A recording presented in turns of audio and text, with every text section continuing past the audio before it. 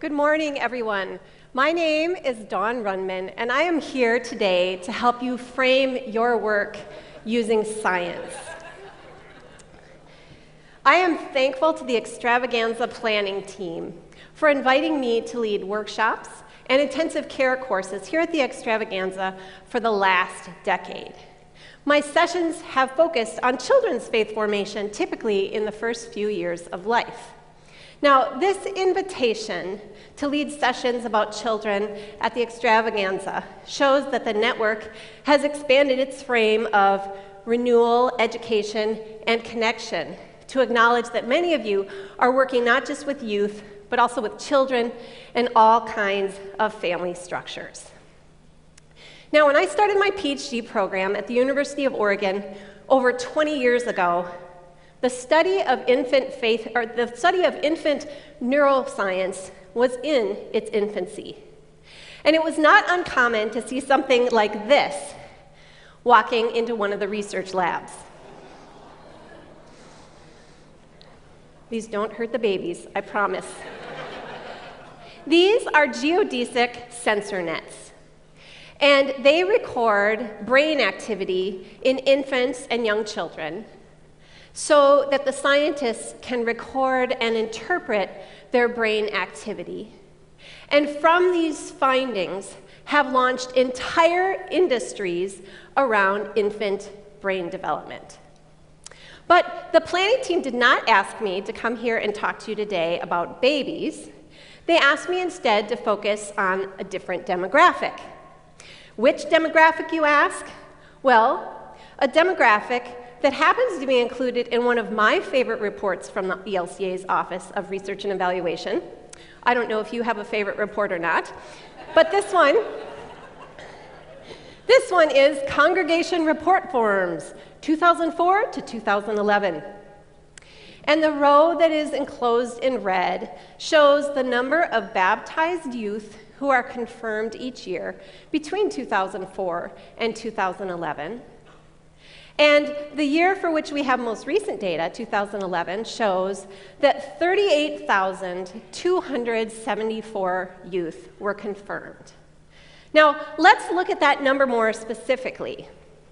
If 38,274 youth are confirmed each year in the ELCA, that means that at any given time we have between 80 and 120,000 youth between the ages of 11 and 14 in the ELCA. And that is the demographic they asked me to talk about. So, instead of talking about the amazing brain development of a little kid like this, I'm going to talk about the amazing brain development of a youth like this. Now, in working with youth at this young adolescent stage, you have no doubt heard the phrase, "it's just hormones," used to describe all of the changes that are happening between those ages of 11 and 18. The study of early adolescent brains is just now starting to get the kind of attention that infant brain development was receiving 20 or 25 years ago. Neuroscientists focusing on early adolescent brain development are coming up with all kinds of findings for practitioners like you to help frame your work and better understand all the changes they are undergoing, far beyond the explanation of "it's just hormones." So, as we think about the development of these young adolescents, let us consider all of the changes that are happening in their brain. If you take a look at this slide, you'll see an area of the brain highlighted that is called the prefrontal cortex. So, just like we checked for wedding rings and earrings yesterday, everybody put your hand on your prefrontal cortex, but I assure you it is not missing. It is there. And this prefrontal cortex is responsible for a host of abilities that are really starting to develop in early adolescence. When they use those mapping techniques like those sensor nets on early adolescence, they find that lots of development is happening here in this area. And one of the things that is coming online at this time and starting to develop is a set of capabilities called executive functioning. Executive functioning includes a number of tasks, and I'll name just a few: attentional focusing, emotional regulation, impulse control, and long-term planning. So all of these capabilities are starting to become active in the brains of those early adolescents. But there are other structures maturing at this time as well. And so what we'll see in this next slide is a structure called the limbic system. The limbic system is actually a set of structures nestled deep in your brain, and it is known as the emotion center of the brain and also the reward center of the brain. And what researchers who study the limbic systems in early adolescence have found is that in early adolescence, the limbic system is hypersensitive to feelings of reward after risk-taking.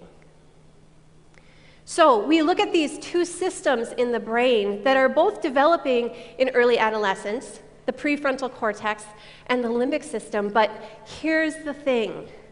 They are not developing at the same rate. They will both reach maturity when we hit our early 20s, but the limbic system is developing more quickly than the prefrontal cortex. And so there's sort of not a disconnect, but the limbic system is sort of out front, in front of the prefrontal cortex in development. And so there's a very well-known researcher of early adolescence named Lawrence Steinberg. And he describes this difference in maturation rates as being like the teenage brain as a car with a really good accelerator and really weak brakes.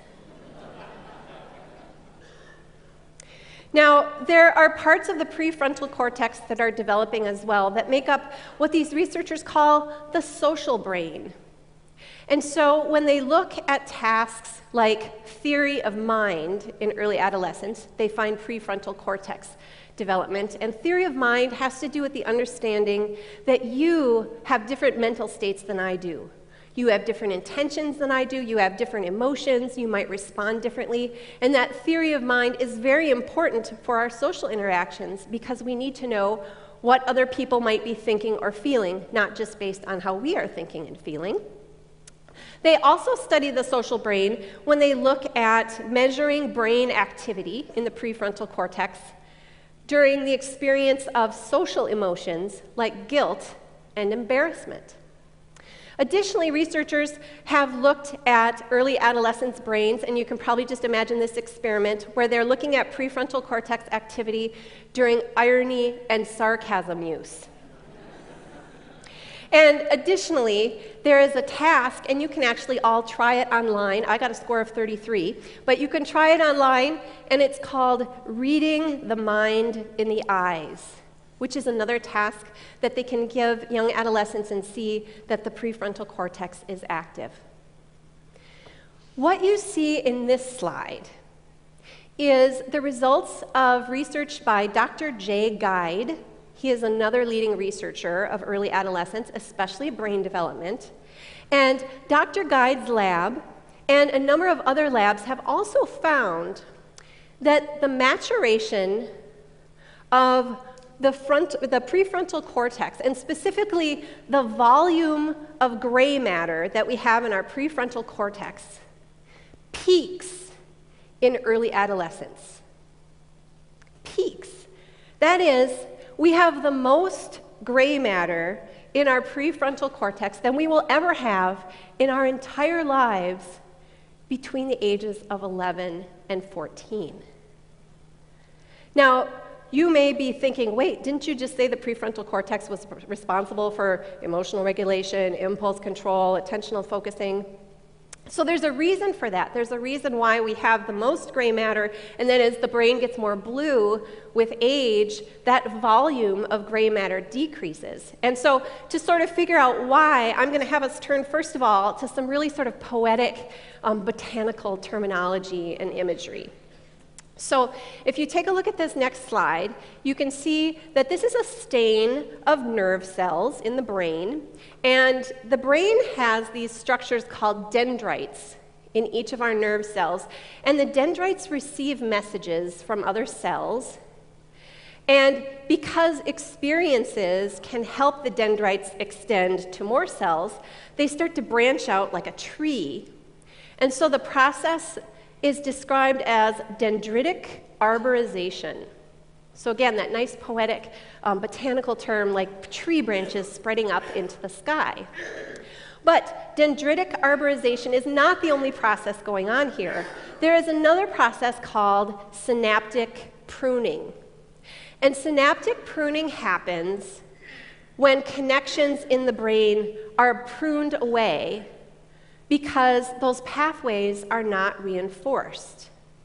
So we have this arborization, which is this branching out, but we also have this pruning away, which is very important.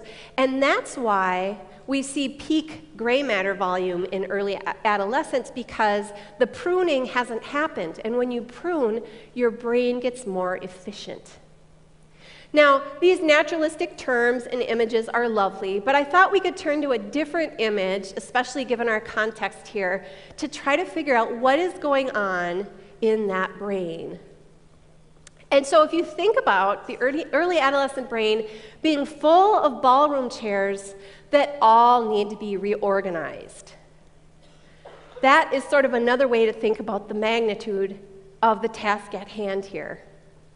It is not going to be easy, and it's going to take a while to say, where should the rows go? Where should the aisles go? How do we make traffic most efficient in a big old space? But you are there to help them with this big reorganization. So let us turn to a very critical Lutheran question here. What does this mean? You know, you're getting your science lesson at 10:15 in the morning, maybe not what you expected. But what does this mean for those of you working with young adolescents whose brains are on the verge of something very, very exciting? Well, this means that you accompany them while they're rearranging all the ballroom chairs, while all this rewiring is going on. But this is really important to realize. You can make a difference in how their brains are wiring and connecting and reconnecting. Isn't that amazing? You can have a difference on the actual physiology, the neurology of the kids in your care, because you are providing new experiences for them, for those dendrites to arborize and spread out. You are providing experiences that let them have more efficient pathways, that have synaptic pruning happen. And you are creating experiences that can stimulate both that developing prefrontal cortex and that faster developing limbic system. And so what we have here is a both-and situation. When you look at the tension between the two, between the prefrontal cortex and the limbic system, you provide them with experiences that can start tapping into those executive functioning abilities by giving them opportunities for learning and for leadership. You are there with them when that social brain is at work, giving them positive social experiences. And you provide them with really exciting activities that can stimulate that limbic system. And you know that some kids crave that stimulation and that reward and risk-taking more than others. You have the power to shape their brains during this very exciting but vulnerable time in their development. And I ask that the Lord be with you as you shape those brains. Thank you.